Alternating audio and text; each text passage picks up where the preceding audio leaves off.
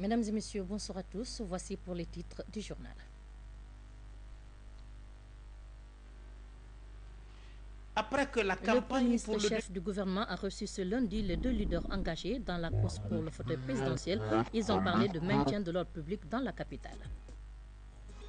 Violente manifestation entre militants de l'UFDG et du RPG.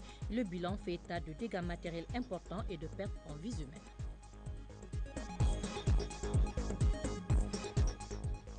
L'axe Conakry-Bissau se renforce sur le plan de la coopération militaire. Le chef d'état-major général des armées de la Guinée-Bissau est en séjour de travail dans notre pays. Encore une fois, bonsoir à tous. Les deux leaders engagés pour le prochain scrutin présidentiel étaient ce matin chez le Premier ministre chef du gouvernement. Objectif envisagé, des propositions allant dans le sens de maintenir l'ordre public suite aux événements malheureux entre les partisans des deux leaders politiques Hadi Camara.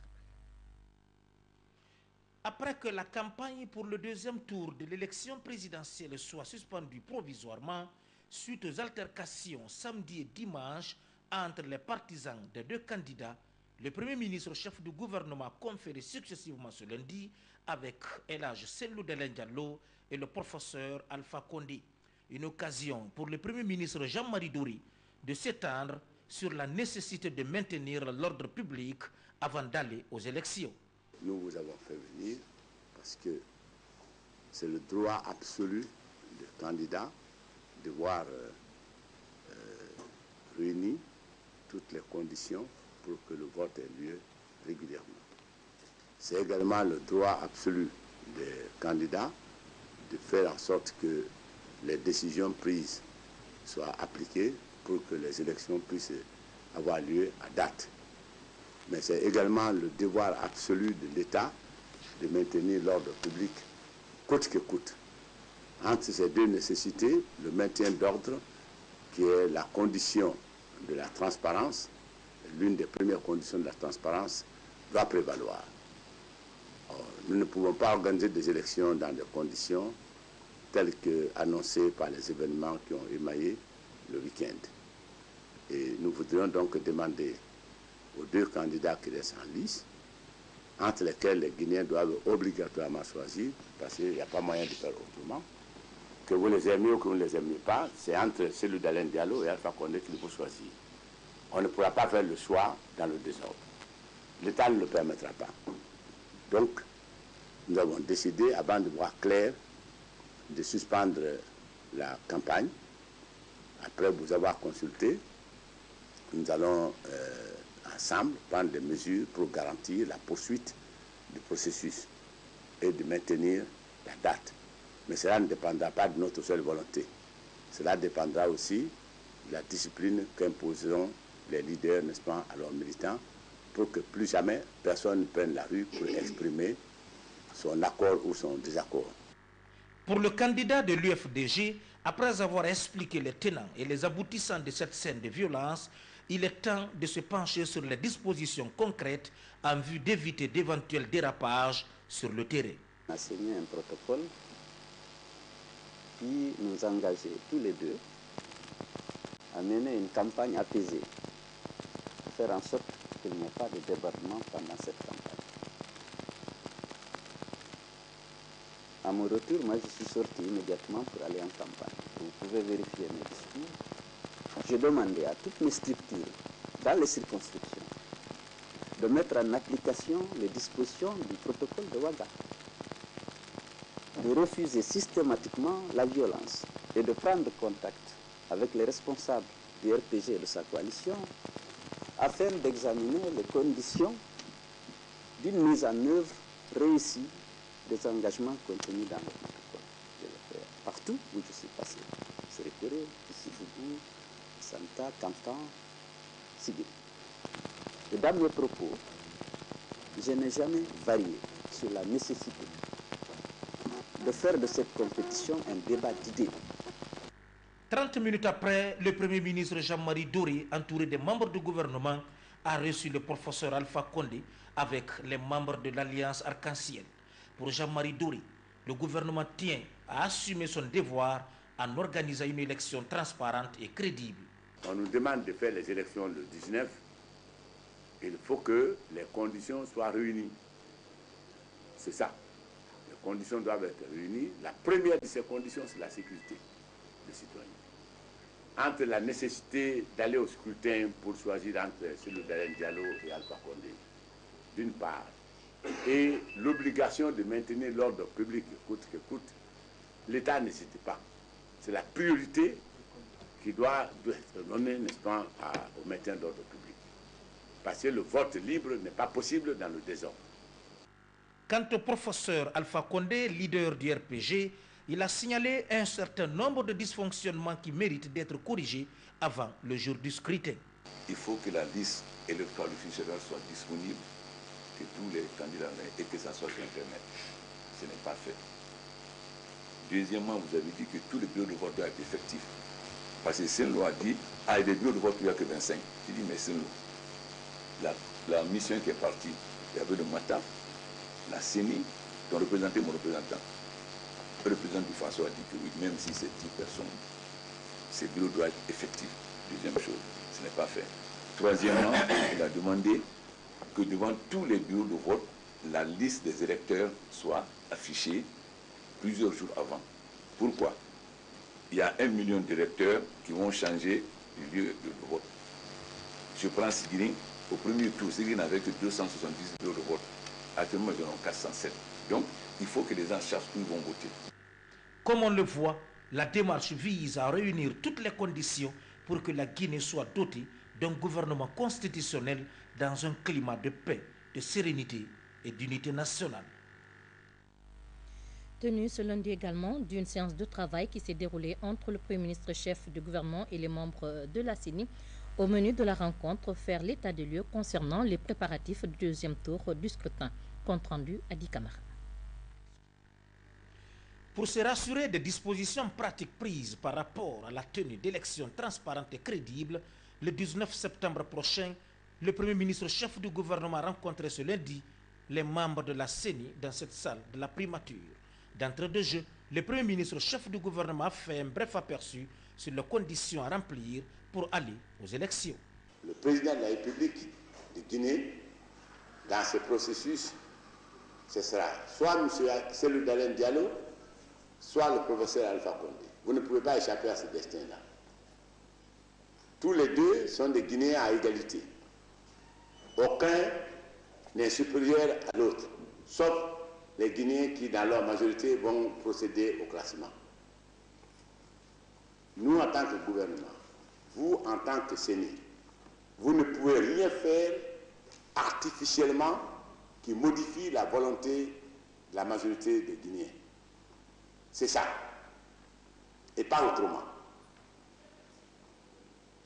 D'autre part, nous voulons que ce processus débouche sur le départ de la construction d'un état de droit. L'état de droit, schématiquement, c'est celui dans lequel seul prévaut l'autorité de la loi. Donc, pour élire le président, il faut appliquer la loi totalement, que ça plaise à quelqu'un ou pas. Et ça, on le fait sans état d'âme. Il faut que la loi, et rien que la loi, soit rigoureusement appliquée. Ce élan traduit la noblesse des idées du chef du gouvernement Jean-Marie Doré qui entend mettre tout en œuvre pour la réussite parfaite du deuxième tour de l'élection présidentielle. Nous sommes ici dans une situation où notre sens de la responsabilité historique est interpellé parce que c'est la première fois que la Guinée va organiser des élections sans que l'État soit suspecté de s'immiscer dans le choix des gens. Au temps de la Première République, on a dit, oui, c'est le parti unique. Donc, le résultat était programmé. Au temps du général Lansana Conté, vous connaissez tous, les élections parfois étaient bien organisées, puis le résultat était barboté en chemin. Parce que le président Conté était impliqué dans l'élection et son parti qu'il a créé était impliqué dans l'élection. Cette fois-ci, Sekouba Konaté, qui est un militaire, qui n'est affilié à aucun parti, n'est pas candidat. C'est le président de transition.